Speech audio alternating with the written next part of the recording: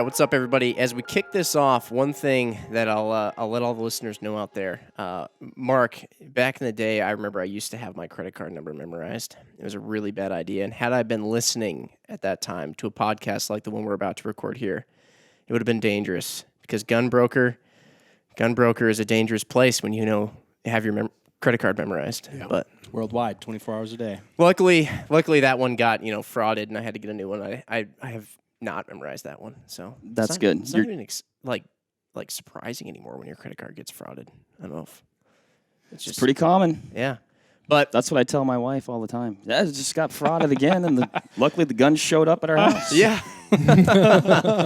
Man, real nice guy, whoever did that. It was his conscience got the best of him. So this topic came up. It's just we're going to talk about some kind of like historic, maybe obscure, interesting, potentially weird guns. Some of us brought in some examples here today to talk about, visual examples. Now, not exactly that you'll be able to see them while listening, but we'll be able to speak to them a little bit more exactly. We just got done with a podcast. I don't remember which one that was, but Ryan Muckenhern over here, he started talking about, what was that? What's that cartridge? You want to build a high wall and a new cartridge. 3040 Craig. 3040 Craig. And then that dovetailed into some rifle that was used back in the day. The 1895. At the 1895. Yep. And then all of a sudden we started talking about Teddy Roosevelt. It was his rifle. In a speech. And it was very interesting. We thought, why don't we do a podcast on this? Yeah. So first, before we dive into it, let's introduce the crew. We got Jimmy and Mark here, as usual. We've got another Jimmy Jordan. He's been on a couple podcasts now, Mr. Ryan Muckenhern. We got Adam Maxwell. He's been on one before, too. And a new guest to the show is Ian Clem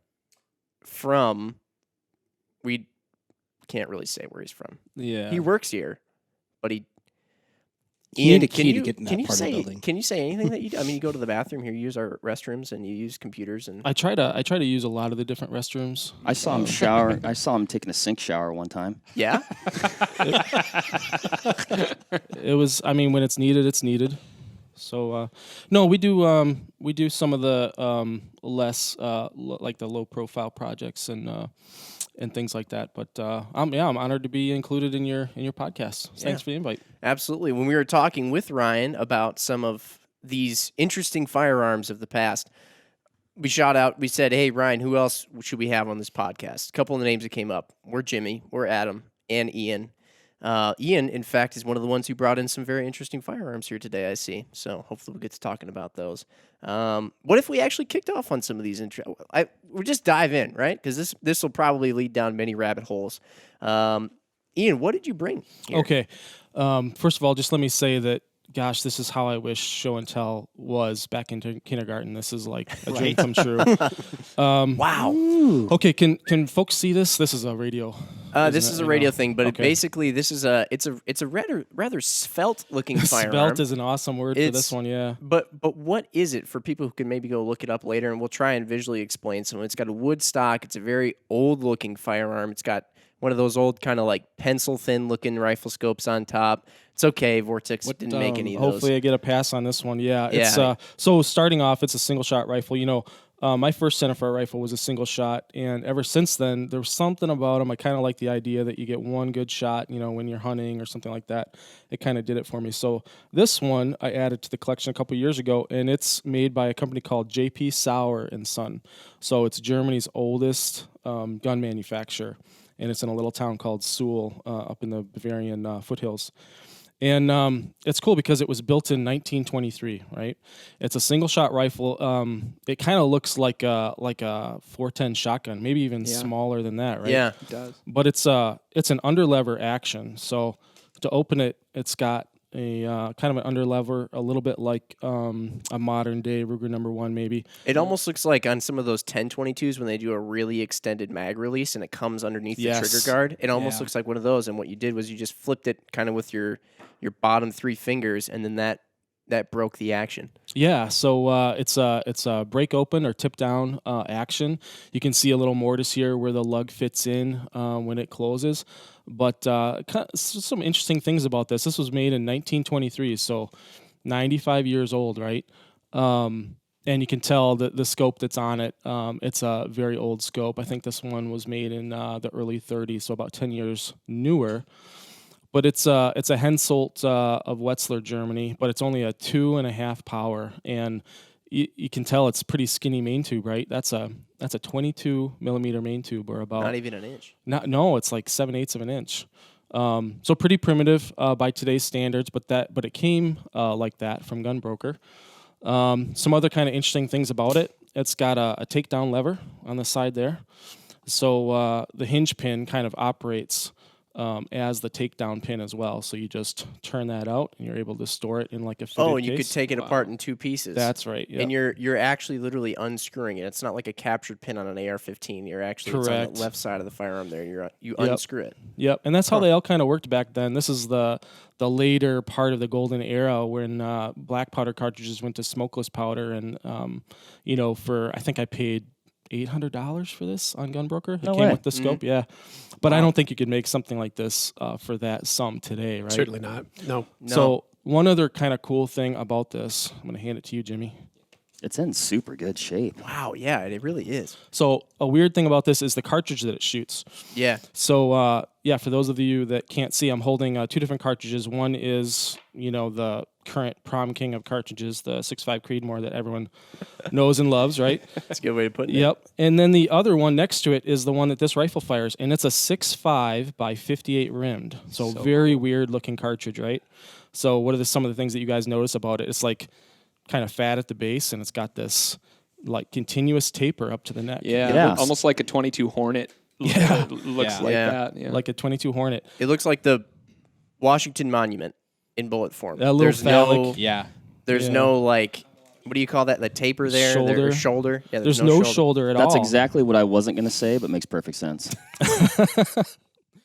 So, the 6.5, but it's a normal .264 diameter barrel. So it shoots the exact same bullets that the 6.5 Creedmoor does. It just shoots them a little bit slower. So we're talking like a 120 grain bullet at about 2,300 feet per second instead. Okay. Wow. So it's still deer worthy, but you're limited in terms of your range. You know? But do you find that it's pretty accurate as well, like the 6.5 Creedmoor? Surprisingly accurate, yeah. Okay. The twist rate on the barrel is like a 1 in 8 or whatever the metric equivalent comes close to. So I've shot 140s in it. It's maybe a little anemic with those. It feels like a 25-35, if you guys are familiar with that. Yeah. It's like a 30-30 neck down to 25 caliber. It's a lot like that. But I've deer hunted with it, turkey hunted. It's kind of it's called a stalking rifle, and the idea is you're headed out for a walk in the woods. It's small enough that you can just grab it with one hand, carry it by your side, and whatever comes up, it's sort of like a woods loafing cartridge and rifle. Yeah. So it literally takes, like you said, the same bullets as like a 6.5 exact Creedmoor. same. Do you load for this then? I do. yourself? Yep. So obviously this is a modern bullet in here. It's I think it's a Hornady. 120. It's got the red tip. Yep.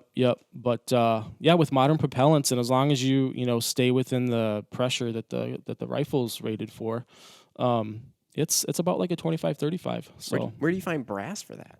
actually, it comes from Australia. You guys are familiar with a company called Bertram brass, yeah. So it's a very oddball. It's actually the parent cartridge for this is a 9.3 by 57 rimmed, and then they just neck it down even further, so it looks like this kind of weird trumpet shape. Yeah, it's interesting in the in the U.S. We got this as far as metrics go. 6.5s and 7s are great, and in Europe, 9.3 and 6.5. 9.3 is always a cool one. I always get a kick out of it, and how utilitarian that bullet diameter is, and how many different cartridges are off the 9.3. It's like they're 30. So, Ian, why does this thing have two triggers? Oh, great question. So back in the day, it was kind of popular to have 2 different styles of shooting. So you'd have like a fast shot against a smaller subspecies of deer, maybe a roe deer that you needed to shoot really quickly against. And then there would be sort of a more deliberate, real fine aimed shot. And so they do what's called a double set trigger. So what's kind of neat is if you pull the rear trigger first, it actually sets the front trigger. I don't know if you could see it move there. It's pretty subtle. Yeah. But now the front trigger is extremely light, right? I'll cock it again for you so you can see that. Wow. So try it yourself. Yeah, so you cocked it by breaking the action open and putting it back together, essentially. Yep, so that's just cocking the mainspring and the hammer inside. And these triggers are one is in front of the other, and there's enough room at the back one to already put your finger between them. You got it. But you pulled the rear trigger, and it actually made the front. Do you always shoot? The front trigger is always the one that. That's always your firing trigger. Yep. Okay, but Yep. the rear one, when you pull it, it sets. That's a little bit. That rear one's a little bit heavy, but it sets the trigger. It almost did like this click, and then that makes holy smokes! Right? No way. Very light. That was. And I that's just rested my finger on that thing. Yeah, that's how they all really liked those set triggers back in. And then That's interesting, though. I mean, the gun will never fire with the rear trigger. It just, if Yeah, you it's a want, setter, you it's can a little set. bit freaky to pull a trigger, I'd imagine, probably when it's actually loaded and you're not ready to shoot. And you're like, I'm going to pull this. Right. Which one is it again? So if you try the front trigger without setting it, you can see Yeah. the difference. Quite It's a bit got a of bunch of take-up. Yeah. Two-stage. It almost becomes, Two, yeah. it's almost like a single stage when you pull the rear one and then Yeah. a two stage when you don't. But even the second stage of an unset front stage trigger is a little bit heavier than. Oh, yeah, it would is be. heavier. Yeah. It's got a little take-up and then, Yep. yeah. Wow. But so that's what I brought in today. It's an oldie but a goodie. Some of that stuff, like the engineering, everybody, always thinks that really like the only engineering marvels have happened in the last 20 years or something like that. But it's like people have been making really cool stuff for many years. I'd argue that we've digressed a little bit kind of from that. So Suhl, Germany is a really interesting town. Not only was J.P. Sauer out of Suhl, Germany, but there's also a whole bunch of other gun companies that have come out of there, and some are small and obscure and you've never heard of them, but it's a gun maker's town, and that was like a huge part of like old Bavarian heritage for a long time, and it's just a really special place. That's a cool gun.